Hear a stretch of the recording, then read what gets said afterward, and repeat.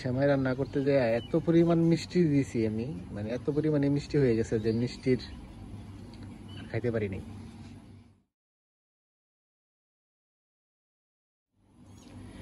একটা সময় ছিল যখন আমি ফ্যামিলি ছাড়া ঈদ করব এই কথাটা চিন্তাই করতে পারতাম না। আর এখন অনেকগুলা ঈদই আসলে বাহিরে করা হয়েছে ফ্যামিলি ছাড়া। আজকেও একটা ঈদ গেল, কুরবানির ঈদ। আজকেও আমি ফ্যামিলি ছাড়া ঈদ করলাম। আর এটা হচ্ছে আমাদের হোস্টেল। লোকাল যে স্টুডেন্টগুলো আছে ওরা তো ম্যাক্সিমামই মুসলিম, তো ওরা মানে প্রায় সবাই মানে তাদের দেশের বাড়িতে চলে গেছে।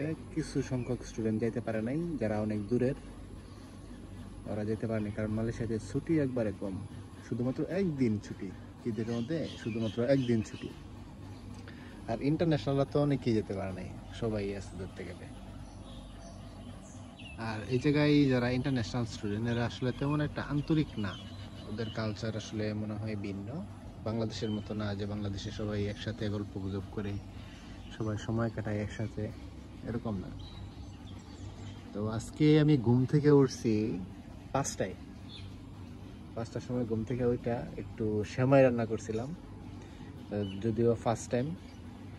তো সেমাই রান্না করতে যে এত পরিমাণ মিষ্টি দিয়েছি আমি, মানে এত পরিমাণে মিষ্টি হয়ে গেছে যে মিষ্টির খাইতে পারি নাই।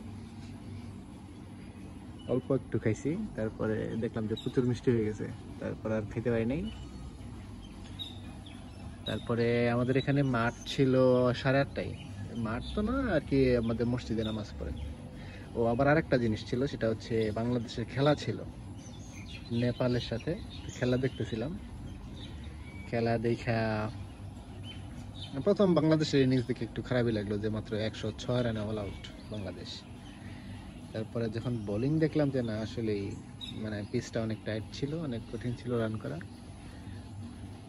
আচ্ছা যাই হোক, তারপরেও বাংলাদেশ 21 রানে জিতছে, ম্যাচটা জিতে গেছে। তানজিম সাকিব 4 উইকেট নিচে মাত্র 7 রান খরচ করে। আর একজন মুস্তাফিজ ও 7 রান খরচ করে 3 উইকেট নিছে। তো খেলাটা দেখলাম, এটাই মোটামুটি ভালো লাগলো। তারপরে আসলে তেমন রান্না বান্না করা হয় নাই, এখন রান্না করবো, রান্না করে খাওয়া দাওয়া করবো। খেলা দেখার পর একটা ঘুম দিছি আমি, লম্বা ঘুম। তার মধ্যে বাড়ি থেকে অনেক ফোন আসছে, অনেকে ছবি পাঠাইলো, ওগুলা দেখলাম। এইভাবেই আমার ঈদের মানে ঈদ চলে গেল। এখন তাই সন্ধ্যা হয়ে আসতেছে, একটু করে আজান দিয়ে দিবে।